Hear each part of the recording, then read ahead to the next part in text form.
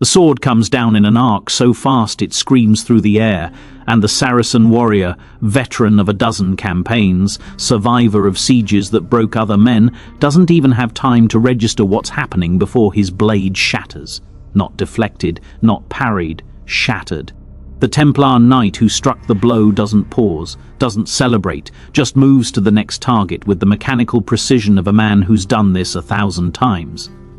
It's Einlun 77, the plains outside Montgisard, and Saladin, the greatest military mind of his generation, is watching his army of 26,000 men get carved apart by 500 Christian knights. 500. The math doesn't work.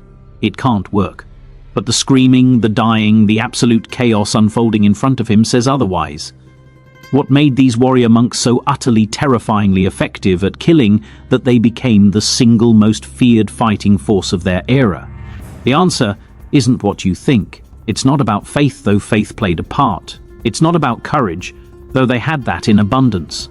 What made the Knights Templar unstoppable was something far more disturbing, something that transformed them from men into what their enemies called the devil's own instruments.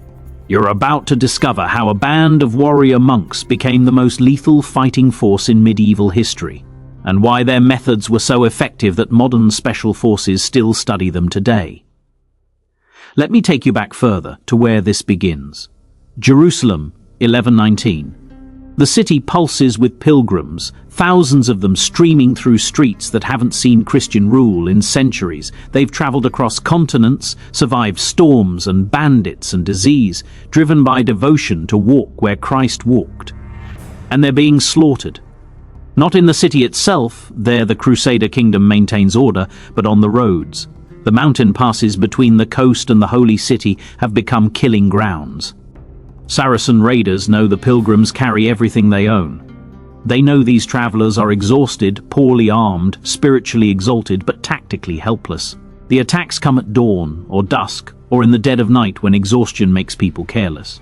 Sometimes it's quick, a blade, darkness, done. Sometimes it's not. The Crusader kingdom is bleeding reputation with every murdered pilgrim, every horror story that makes it back to Europe. The nobles are paralyzed by internal politics, too busy fighting over territory and titles to protect the very people whose faith justifies the Crusader presence. And into this crisis step 9 French knights, 9 men. Think about that. Hugues de Payan, a minor nobleman from Champagne, and 8 companions whose names history has mostly forgotten. They present themselves to King Baldwin II of Jerusalem with a proposal so audacious, so seemingly naive, that it must have sounded like madness. They want to form a new kind of order, monks who fight, warriors who pray. They'll take vows of poverty, chastity, and obedience like any monastery brother. But instead of copying manuscripts or tending gardens, they'll patrol the pilgrim roads. They'll hunt the bandits. They'll make the journey to Jerusalem safe or die trying. Baldwin, probably skeptical but desperate, gives them quarters in the Al-Aqsa Mosque on the Temple Mount, the ruins of Solomon's Temple, hence their name. The poor fellow soldiers of Christ and of the Temple of Solomon. Templars. For years they're a curiosity. 9 knights living like monks, riding out to guard pilgrims with almost no resources, no support structure, no clear future. By all logic, they should have faded into obscurity or gotten themselves killed. Instead, something remarkable happens. The something that happens involves a French abbot named Bernard of Clairvaux.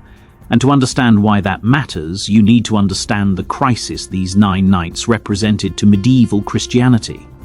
The Church had spent centuries refining the concept that violence was sinful, that true Christians should turn the other cheek, that the meek would inherit the earth. But the Church also needed warriors to protect pilgrims, to defend Christian territory, to fight in crusades the Pope himself had called. The contradiction was tearing at the fabric of Christian thought. Could a man kill and still be saved? Could violence be holy? Bernard of Clairvaux cuts through this theological knot with a concept so powerful it reshapes Christian military thinking for centuries. He calls it malicide, not homicide. You're not killing men, he argues, you're killing evil. The Saracen raiders, in Bernard's construction, aren't really human opponents. They're manifestations of wickedness that must be removed from the world. A Templar who kills in defense of pilgrims isn't committing murder any more than a surgeon removing a tumor is committing assault. It's a breathtaking piece of intellectual gymnastics, and it works. In 1129, the Council of Troyes officially recognizes the Templars. They're given a rule, a code of conduct written partially by Bernard himself. And with the Pope's blessing and Bernard's theological cover, donations start flooding in. And I mean flooding. Within a decade, the Templars go from 9 poor knights sharing quarters to the wealthiest military organization in Christendom. Kings and nobles desperate to atone for sins, to demonstrate piety, to buy their way into heaven shower the order with land, castles, gold. The Templars become Europe's first multinational corporation. They have holdings from Portugal to Jerusalem, from England to Armenia. They develop banking systems that let pilgrims deposit money in Europe and withdraw it in the Holy Land, a revolutionary concept. They build a network of fortifications, supply depots, training facilities. But here's what's crucial. What sets them apart from every other military force of their era: they don't use this wealth like nobles do. A noble gets rich, he builds a bigger castle, buys finer clothes, throws more lavish feasts. A Templar gets rich, and every penny goes back into making the order more deadly. Let me show you what that looks like. It's 1140, a Templar commandery in Provence. Imagine walking through these grounds as a new recruit. You've just taken your vows. You own nothing now, not your sword, not your horse, not the clothes on your back. Everything belongs to the order. You're assigned to a squadron of 10 knights, and this is where the Templar innovation begins. In feudal armies, knights are individuals. They're aristocrats who've trained since childhood, each with his own style, his own code, his own horse bred to his preferences. They fight for personal glory, for ransoms, for the chance to prove themselves in individual combat. Templars destroy this model completely.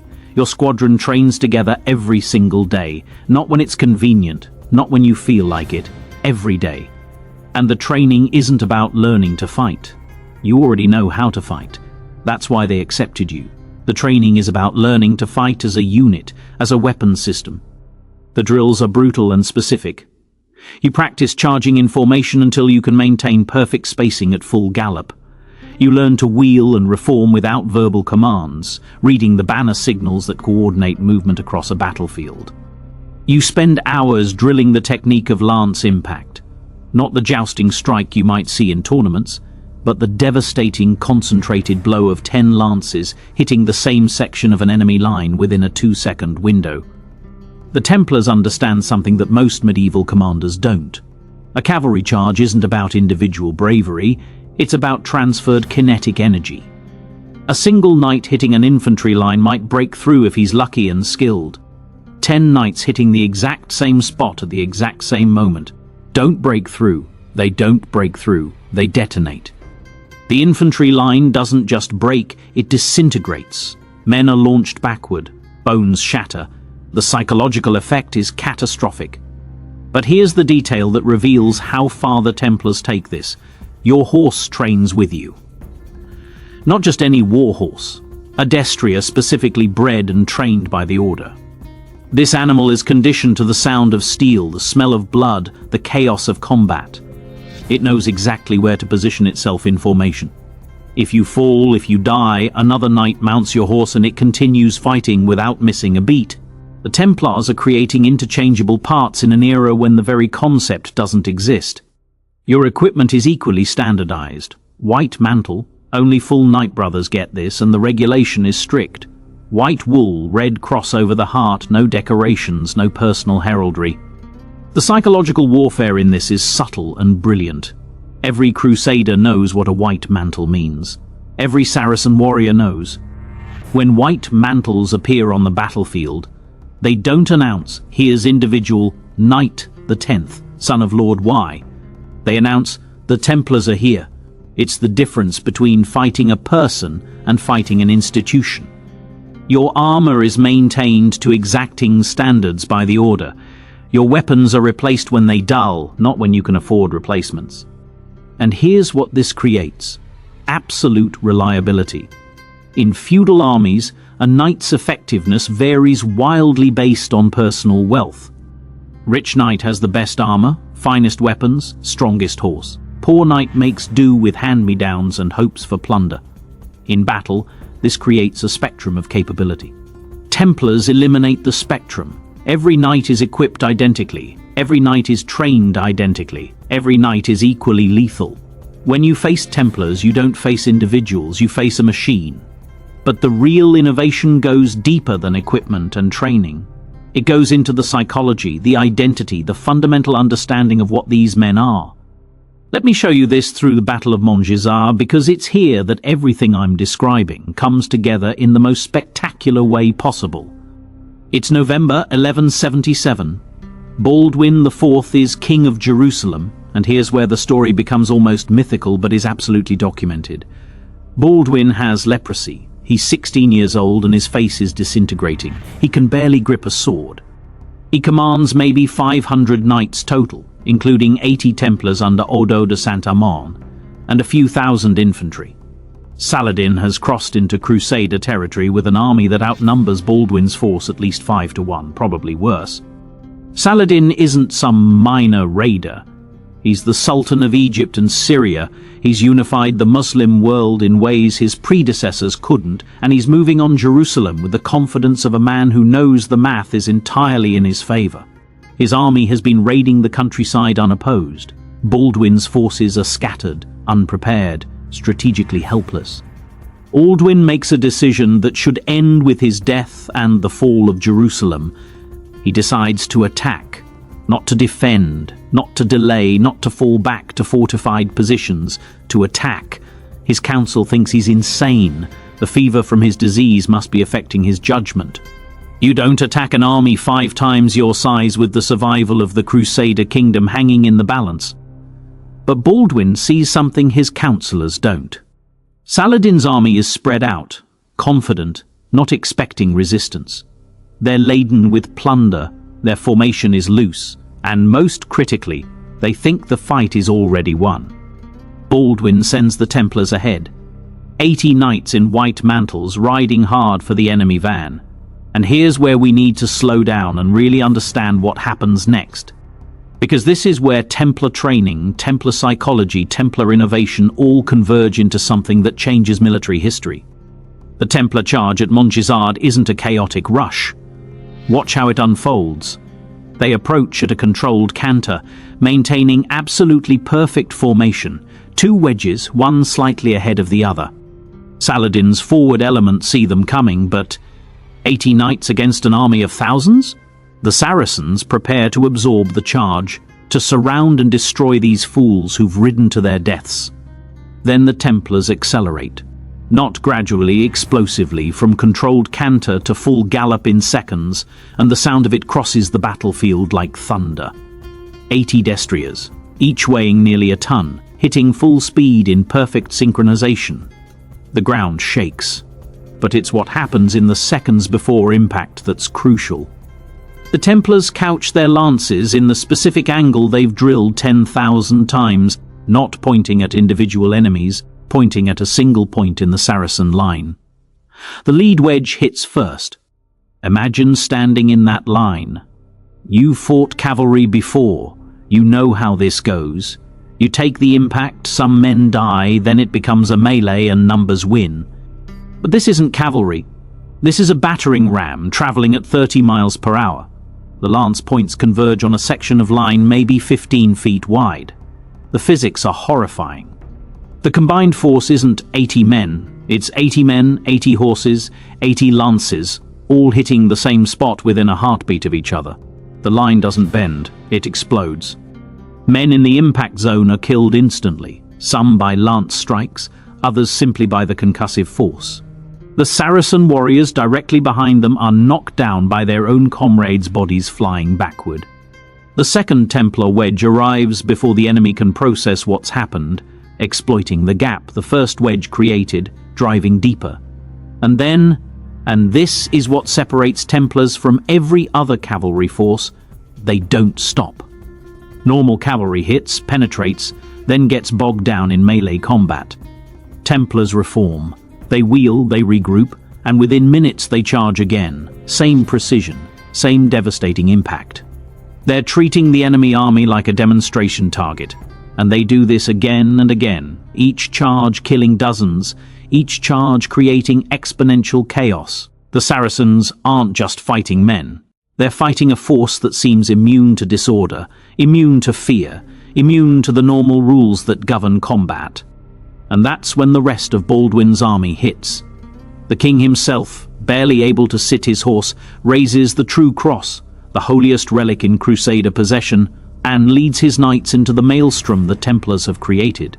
The psychological effect is total. Saladin's army breaks, not falls back, not retreats in good order, breaks. Thousands of veteran warriors scatter across the plains, abandoning weapons, abandoning plunder, running for their lives from a force that should have been destroyed in minutes. Saladin himself barely escapes, and the victory is so complete, so improbable, that both Christian and Muslim chroniclers struggle to explain it. Muslim accounts blame it on surprise and divine intervention against the faithful, a painful admission. Christian accounts credit it to God's favor and Baldwin's courage. But here's what really won Montjazard. The Templars fought as a system while everyone else fought as individuals. They brought industrial age, discipline to a medieval battlefield. They created reproducible results from human action in an era when chaos reigns supreme. And Montjazard isn't an outlier. It's the pattern.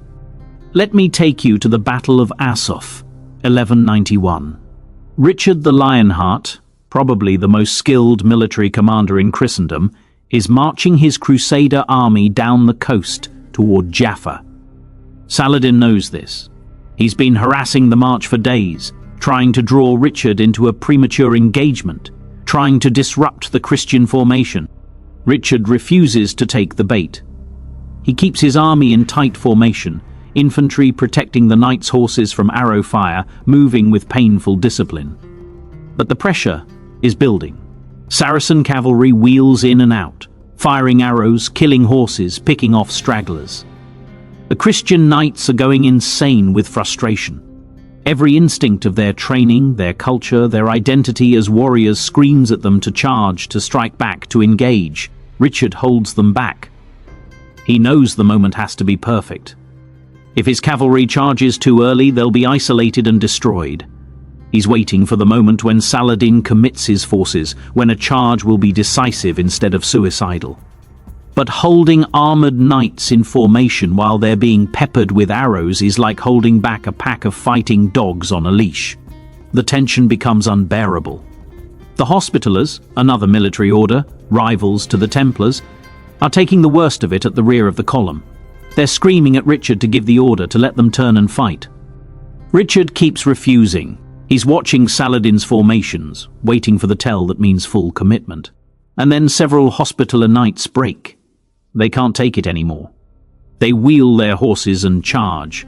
And suddenly Richard's carefully controlled formation is coming apart. If the charge is piecemeal, if units attack individually, the Crusaders are finished. Saladin's cavalry will swallow them in parts. Richard makes an instant decision. He signals the Templars. And the Templars do something that reveals the sophistication of their battle doctrine. They don't just charge. They coordinate a multi-unit assault across the entire Crusader line, turning what could have been a disaster into a controlled offensive. The Hospitallers' premature charge becomes the first wave. The Templars form the second, hitting moments later with their characteristic precision. Richard's own knights become the third wave. What should have been a chaotic breakdown becomes a choreographed attack. The Saracen cavalry wasn't prepared for this. They expected the Crusaders to dribble out in small groups to be picked apart. Instead, they face a hammer blow that comes in organized waves. The Templar contribution is critical.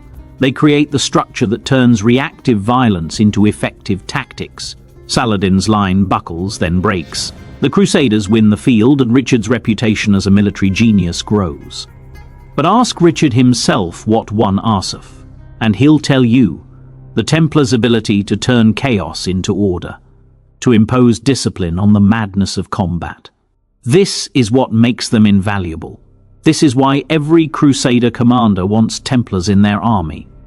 Not because individual Templar knights are better fighters than other knights, though they usually are, but because Templars turn an army from a mob of individuals into an actual fighting force. Now let me show you where this gets really interesting, because what I've described so far is the Templars' conventional excellence. But there's another dimension to their effectiveness, something darker and more disturbing. The Templars don't just fight better than other knights, they fight differently. They've made conscious decisions about violence that separate them from everyone around them. Start with this. Templars almost never surrender. Their rule is explicit about this. A Templar can retreat only if the odds are worse than 3-1, and even then only if his commander orders it. If a Templar is captured, no ransom can be paid for him. He's expected to escape or die trying. Compare this to how normal medieval warfare works. Knights are valuable. Capturing an enemy knight means ransom, means wealth, means you want to take him alive. This creates a whole economy of combat. Knights on both sides have a vested interest in not killing each other too readily because dead knights can't pay ransoms. But Templars destroy this calculation. You can't ransom them. They won't surrender. Capturing a Templar doesn't enrich you. It gives you a prisoner who'll try to kill you at the first opportunity, and who your enemy won't pay to get back. It's more practical to just kill them. Which means Templars face combat with absolutely no expectation of survival if things go wrong. Most knights go into battle knowing that if they're overwhelmed, surrender is an option. Templars know they'll die, and that knowledge does something to how you fight. Let me give you a specific example. The Battle of Cresson, 1187. Gerard de Riedfort is master of the Temple, the Order's supreme commander. He's at a spring called Cresson with maybe 140 knights, including about 90 Templars. Scouts report a massive Saracen force approaching, 7,000 men. The sensible move, the move that preserves forces and follows the Templar Rule's 3-1 guidance, is to withdraw. Gerard orders an attack. The other commanders present, including Roger de Moulins, master of the Hospitallers, argue strenuously against this. The math is suicide, 7,000 against 140. But Gerard isn't calculating odds in the way a normal commander would. He's thinking about message, about psychology, about what it means to be Templar. If they withdraw, the Saracens see Christian knights retreating from battle. If they attack, even if they die, they send a message: Templars do not yield. The charge is exactly as suicidal as it sounds. Roger de Moulins dies in the first minutes. Most of the Christian force is destroyed. But Gerard survives. And here's what's crucial.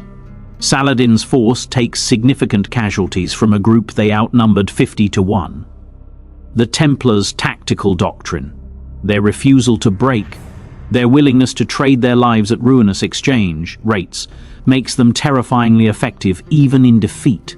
Now you might think Cresson was a mistake, a case of Templar stubbornness overriding good sense, and you'd have an argument.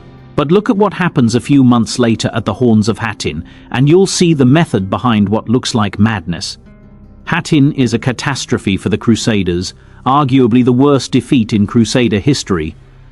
Saladin traps the Christian army in a waterless wasteland, and the Crusader forces disintegrate under heat, thirst, and constant harassment. King Guy de Lusignan is captured. The True Cross is captured. The Crusader kingdom is effectively destroyed.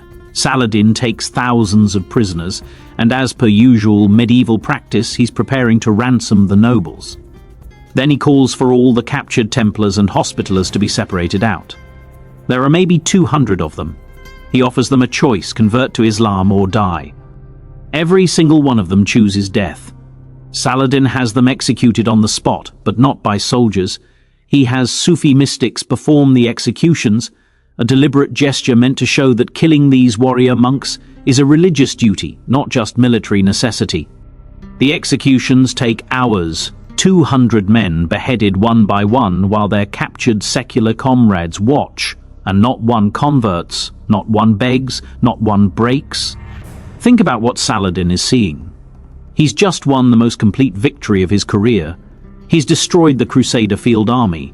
He's captured kings and barons and the holiest relic in Christianity. He can now march on Jerusalem with nothing to stop him. But he watches 200 Templars die rather than compromise their vows, and it troubles him. Because you can negotiate with normal men. You can ransom them, convert them, break their will. But how do you negotiate with men who value death over compromise? How do you deter people who don't fear dying? The answer is you can't. Which means every battle against Templars is a fight to annihilation. There's no middle ground. And this makes them uniquely dangerous. When you face a normal army, you can calculate acceptable losses, negotiated outcomes, strategic withdrawals. When you face Templars, you're fighting people who've already accepted their deaths. It changes the psychology of combat completely. Saladin knows that every siege of a Templar castle will be fought to the last man. Every battle with Templar units will be won only through their complete destruction. You can't outlast them. You can't make them flinch. You have to kill every single one. But here's where it gets even more complex, because the Templars aren't just religiously motivated fanatics throwing themselves away. They're sophisticated military thinkers who've weaponized their own martyrdom. Let me explain what I mean. It's 1218, the siege of Damietta during the Fifth Crusade. The Crusaders are trying to take this Egyptian fortress city, which controls access to the Nile. The siege is grinding, bloody, approaching a year in length. The Templar garrison inside their sector of the siege lines is under constant pressure from sorties by the city's defenders. One night, a massive Egyptian force breaks out, hitting the Crusader camp before dawn. Chaos erupts. Most of the Crusader forces are scrambling to form up. Commanders are trying to organize response. The whole camp is on the verge of panicking. The Templars don't panic. Their quarters transform into a fortress within minutes. The rule specifies exactly how this happens. Horses readied, armor donned, formations assembled, all following drilled procedures that require no orders, no thought, just execution. While the rest of the camp is still figuring out what's happening, the Templars are already countercharging. They hit the Egyptian sortie force in the flank, and the battle that could have rolled up the entire Crusader siege line instead becomes a massacre of the attackers.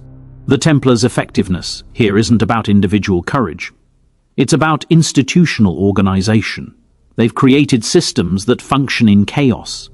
Their camps follow strict layouts that every brother knows by heart, so even in darkness, even under attack, everyone knows exactly where to go, exactly what to do. Their marshal, the order's military commander, doesn't need to issue complex orders. The response is automatic, drilled, immediate. Compare this to how most medieval armies function. They're collections of individual war bands, each following their own lord, each with their own practices. Coordinating them requires runners, shouted orders, time. In the time it takes a feudal army to organize a response, Templars have already responded. This kind of standardization, this institutional sophistication, it's unprecedented in medieval warfare. It's why Templar castles are siege-proof nightmares. It's why Templar units punch so far above their weight. They're not just brave men. They're brave men operating within a system designed to maximize their effectiveness and minimize the chaos that normally cripples medieval military operations. Now let's talk about what makes this system possible, because it's not just training and equipment. It's how the Templars think about identity, about self, about what it means to be human. When you join the Templars, you don't just take vows, you disappear. Your family name becomes irrelevant. Your inheritance, your titles, your past, all irrelevant. You're not Sir Hugh de Payan's brother anymore. You're Templar brother Hugh. That's all. The white mantle has no personal heraldry because you have no personal identity to display. And this is psychologically profound. Every other knight in Christendom fights for personal glory, for lineage, for the honor of his house. He makes decisions based on how they'll affect his reputation, his marriage prospects, his inheritance. Templars don't have any of that. They fight for the order. They make decisions based on what serves the mission. This eliminates a massive source of battlefield dysfunction. Normal armies fall apart because knights won't follow orders that risk their personal glory, because nobles compete with each other for prestige, because individual ambition overrides collective strategy. Templars eliminate individual ambition. The order is the only ambition. Let me show you how this plays out practically. It's 1190, the Siege of Acre. The Crusaders have been besieging this city for nearly 2 years. It's a meat grinder. Disease is killing more men than combat. Morale is disintegrating. Various noble contingents are feuding with each other, refusing to coordinate, sometimes literally fighting among themselves over precedence and insults. The Templar and Hospitaller contingents are the only forces that maintain discipline. They take orders from the Crusades' overall command. They coordinate their attacks with other units even when it puts them in the most dangerous positions. They don't compete for glory, they execute strategy. Richard the Lionheart and Philip Augustus of France, the two most powerful leaders in the Crusade, are barely speaking to each other, their rivalry threatening to tear the whole enterprise apart. But both of them can work with the Templars, because the Templars don't have political ambitions. They don't want to be kings or claim territory. They want to accomplish the mission. This makes them invaluable as neutral, reliable forces in an army that's otherwise fragmenting along political lines. And this connects to something that seems minor but is actually critical. Templar brothers eat together. The rule specifies communal meals, shared from common dishes. In an era when seating arrangements at dinner define social hierarchy, when who eats with whom is a statement of power and precedence, Templars eat as equals. This isn't just symbolic, it's practical. It means a Templar knight from a minor noble family and a Templar knight who's a son of kings sit next to each other, eat the same food, have the same status within the order.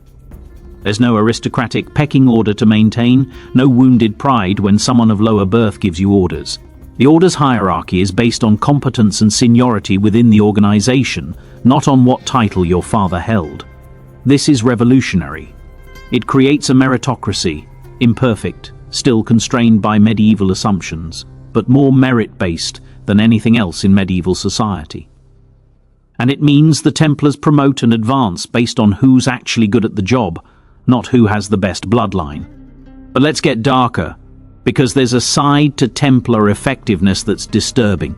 The Order's financial wealth, its political power, its military reputation, all of this insulates it from normal accountability. Templars answer to the Pope directly, not to kings or bishops. This makes them almost a state within states, and they use this independence in ways that would be impossible for others. Let me take you to the Mamluks' perspective to understand this. It's the mid-1200s. The Crusader kingdoms are dying, slowly collapsing under Mamluk pressure. The Mamluks are, if anything, even more disciplined and professional than the Crusaders. They're slave soldiers trained from childhood specifically for warfare. They're not intimidated by European knights, but they are absolutely fixated on destroying the Templars. Not just defeating them, destroying them utterly. The Mamluk leadership issues specific orders that captured Templars are to be executed, not ransomed, not enslaved. When the Mamluks take Templar fortresses, they slaughter the garrisons to the last man. Why this specific hatred?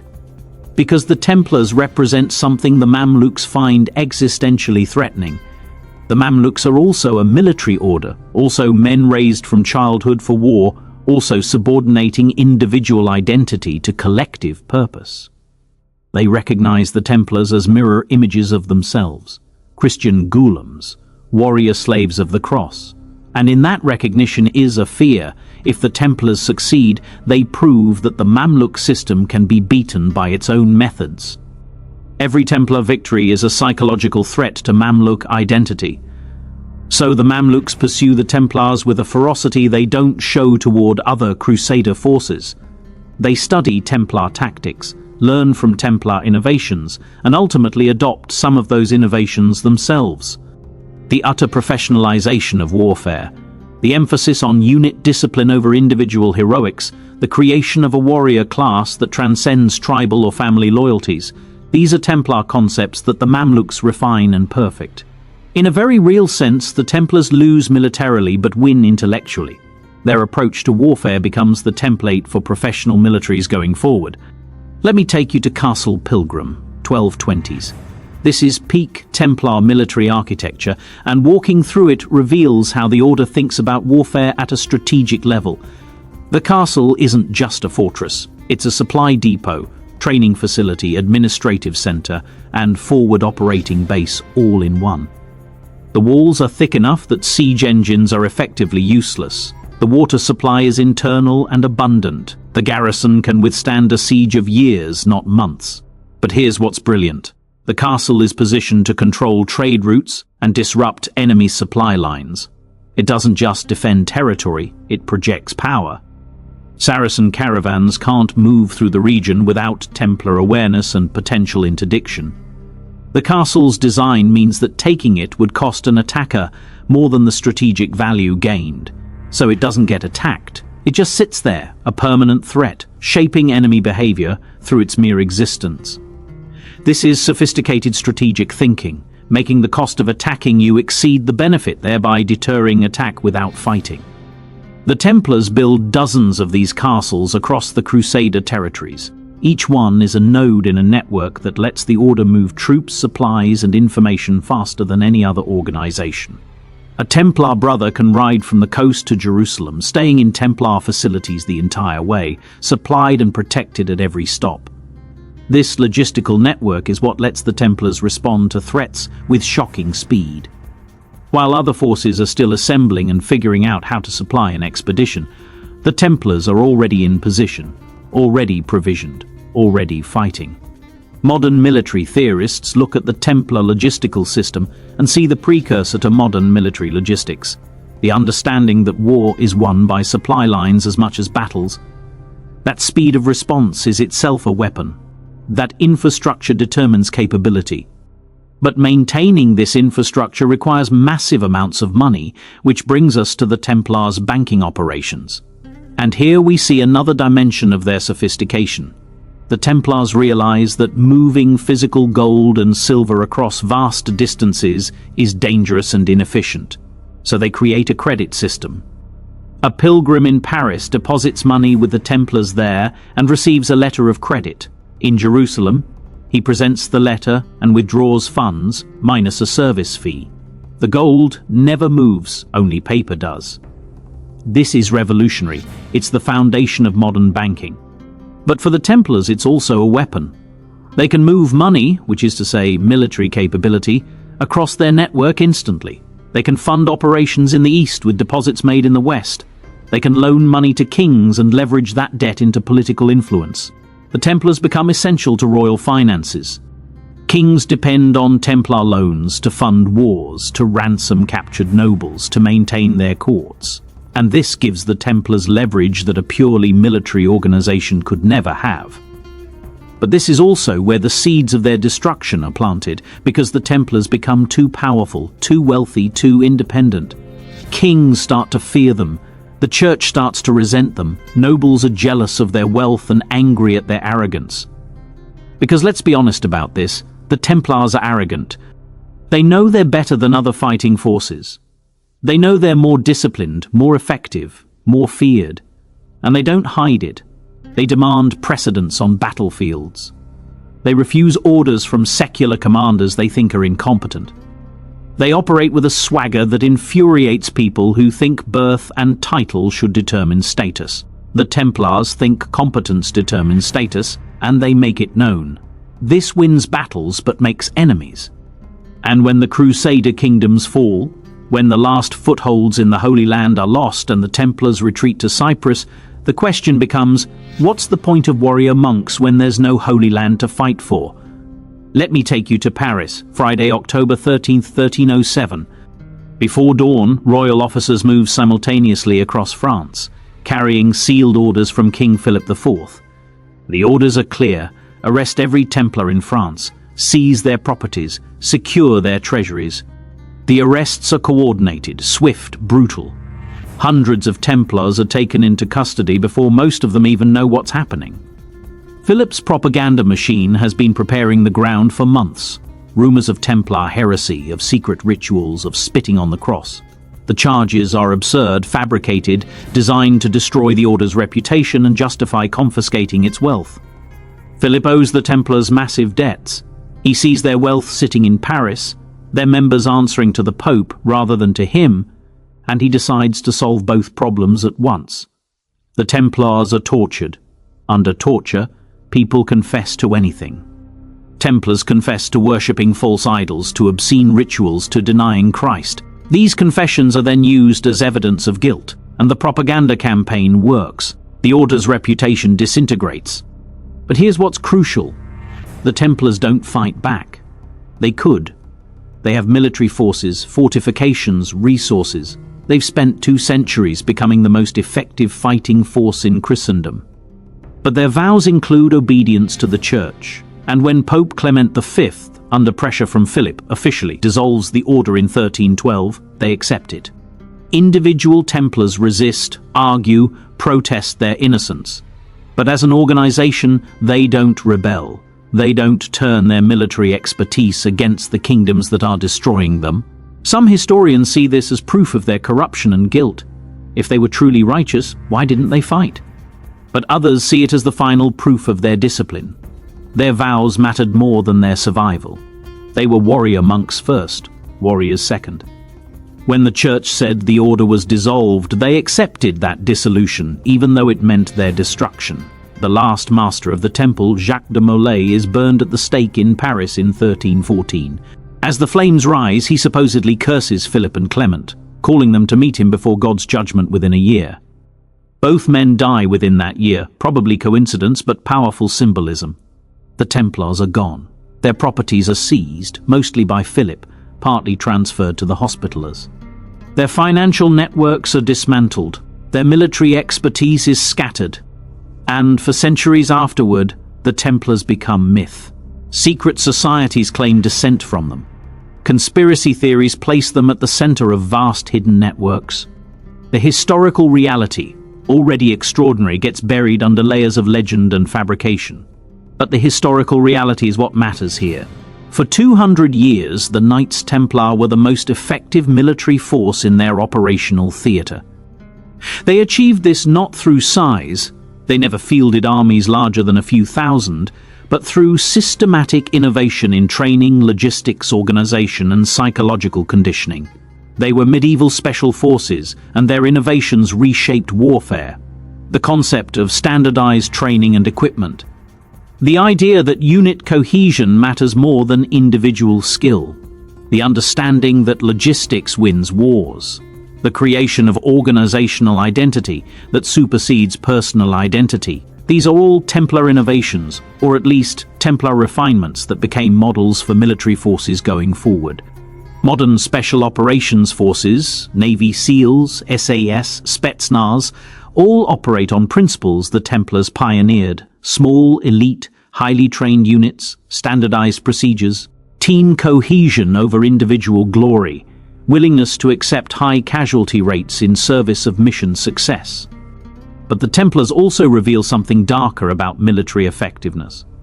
The same characteristics that made them so lethal: the subordination of individual identity, the willingness to die rather than compromise, the organization's independence from normal social constraints. These also made them dangerous to the societies they served. An effective military force that answers to no secular authority is a threat to state power. A group of men conditioned to value death over defeat is unstable in peacetime. The Templars were perfect for the Crusades, but had no place in a world moving toward centralized monarchies and away from papal supremacy. They were a weapon without a target, and weapons without targets make people nervous. The fall of Acre in 1291 is where we see the Templars' military prowess one final time. The city is the last major Crusader stronghold, and the Mamluk Sultan al-Ashraf Khalil brings overwhelming force against it. The siege is apocalyptic. The Mamluks have learned from 2 centuries of fighting Crusaders. They know how to breach walls, how to counter cavalry, how to sustain long sieges.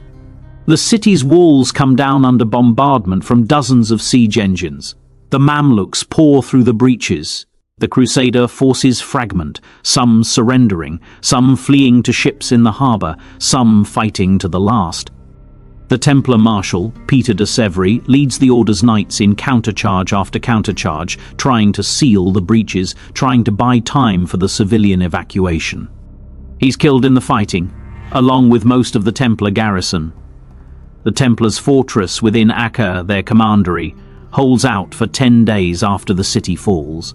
The Mamluk forces have to reduce it stone by stone. When the walls finally come down, they find no survivors.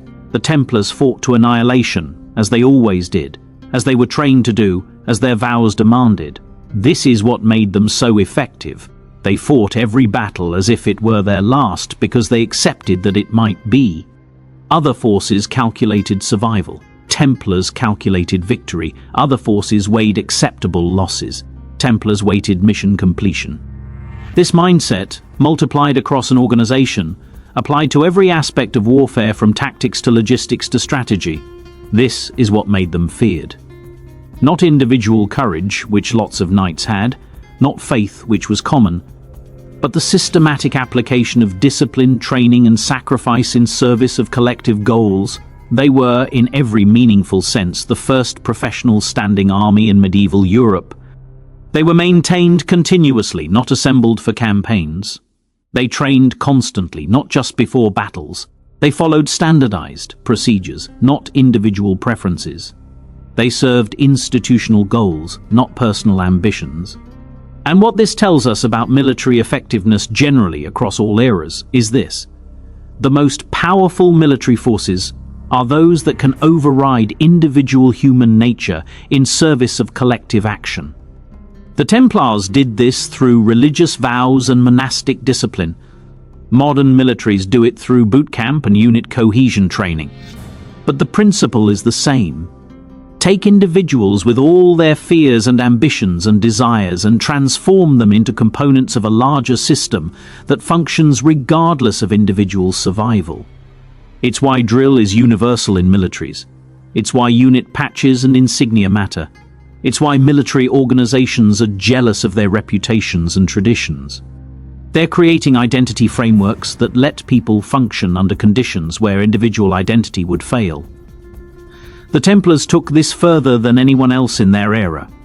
They didn't just create soldiers. They created a self-perpetuating military culture that lasted 2 centuries, that standardized excellence, that turned warfare from an aristocratic competition into a professional discipline. When you face Templars, you're not facing better individual warriors, though they were usually that too. You're facing an organizational system designed to maximize military effectiveness through every possible means. And that system was so effective that it made them seem superhuman to their enemies and indispensable to their allies until the political situation changed, and that same effectiveness made them threatening.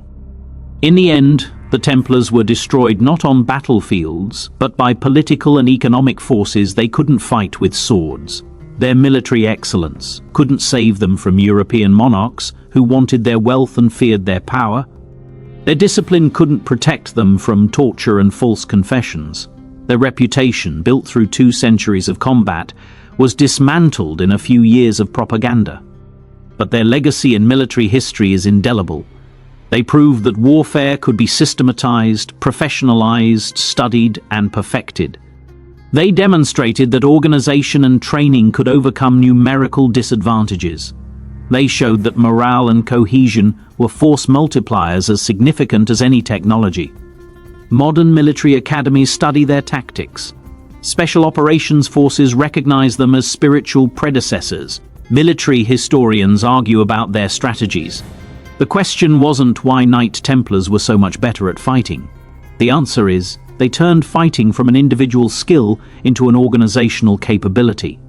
They were better because they approached warfare as a problem to be solved through system design rather than a contest to be won through individual heroism. In an age of knights, they built something closer to a modern army. In an age of chaos, they created order. In an age of individual glory, they demanded institutional discipline. And for 200 years on battlefields from Jerusalem to Egypt to Cyprus, that approach made them unstoppable. Until the kingdoms they served decided they'd become too dangerous to allow to exist. They won the battles, but lost the war for their own survival. And perhaps that's the final lesson. Military effectiveness alone isn't enough if you can navigate the political world that determines whether you're seen as protector or threat. The same characteristics that make you indispensable in war can make you intolerable in peace. And the Templars learned that lesson in the hardest way possible. Not through battlefield defeat, but through political destruction. Watched by all of Christendom as the most feared warriors of their age were led to stakes and pyres, their white mantles stained with ash, their legacy secured in blood and fire.